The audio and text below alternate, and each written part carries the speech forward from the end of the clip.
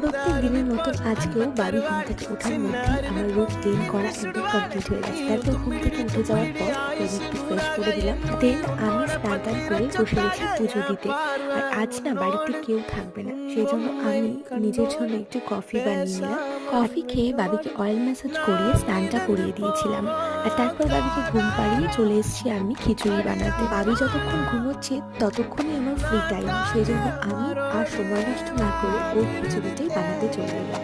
তারপর বাবি ঘুম থেকে উঠে যাওয়ার পর চলে গিয়েছিলাম আমাদের বাড়িতে গিয়ে লাঞ্চে খেয়েছিলাম চিকেন বিরিয়ানি। এটা মা হাভেলি থেকে নিয়ে এসেছিল আমার জন্য। আর এদিকে আমি সন্ধেবেলা মা আর আমার জন্য চা করেছিলাম। সন্ধেবেলা আবার বাপি এনেছিল এগ রোল। আর বাপি যখন আমাকে নামাতে এসেছিল বাড়িতে, তখন বাপির জন্য আবার চা করলাম, তাই নিজের জন্য আবার একটু বানিয়ে নিলাম। সায়ন রাতে বাড়ি আসার সময় এই সুইস রোল আর চিকেন বিরিয়ানি এনেছিল। আমি যেহেতু দুপুরেও চিকেন বিরিয়ানি খেয়েছি, তাই খুব সামান্য খেয়েছিলাম।